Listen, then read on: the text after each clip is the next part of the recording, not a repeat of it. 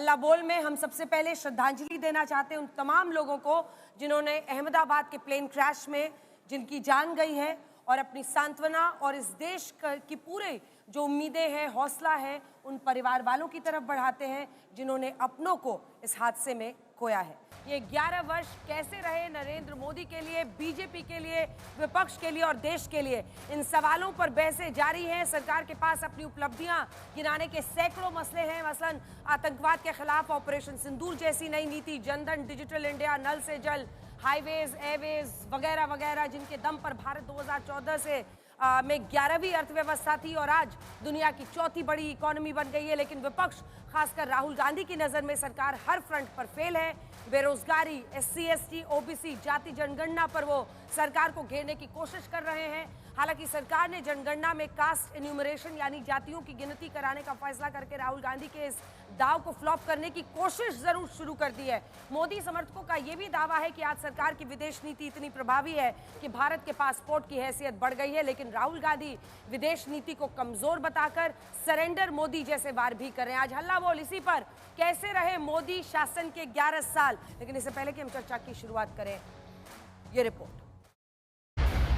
अपने मन में एक लक्ष्य लिए, मंजिल अपनी प्रत्यक्ष लिए, हम तोड़ रहे हैं जंजीरें, हम बदल रहे हैं तस्वीरें।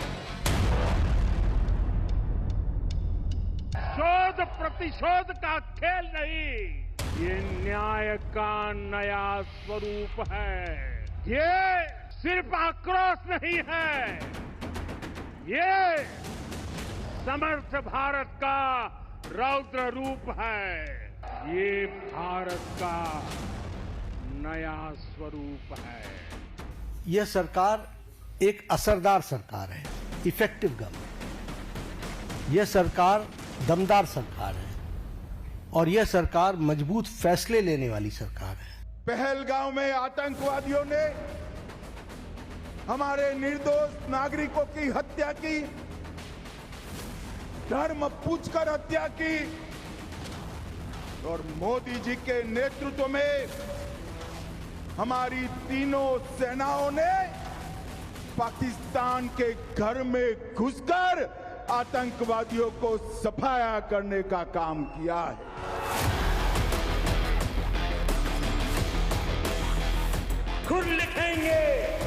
खुद लिखेंगे अपनी तकदीर, हम बदल रहे हैं तस्वीर।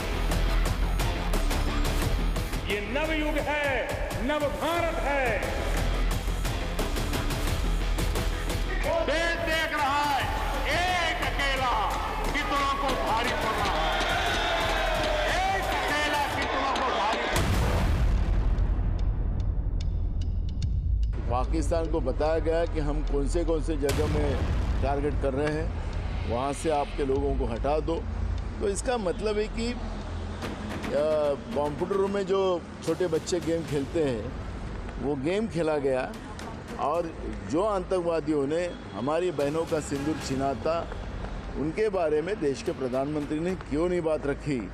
ये भी सवाल देश की जनता के सामने है। इतना झूठ बोलने वाले प्राइम मिनिस्टर, इतने गलतियां करने वाले और लोगों को फंसाने वाले, युवकों को धोखा देने वाले, गरीबों को जो उनको फंसाकर वोट लेने वाले, मैं किसी प्राइम मिनिस्टर को भी नहीं देखा। ये साल तो बेमिसाल नहीं है। क्या हुआ है आपने देखा है ना, एक साल में क्या हुआ है। 10 साल में नहीं हुआ तो एक साल में क्या करें। 10 साल निकल चुके ना, देश को दिशा मिली, दुर्दशा हो गई। मोदी जी के नेतृत्व में देश इतना कमजोर, दुर्बल हुआ है कि 70 साल में ये इतनी लाचारी हमने नहीं देखी।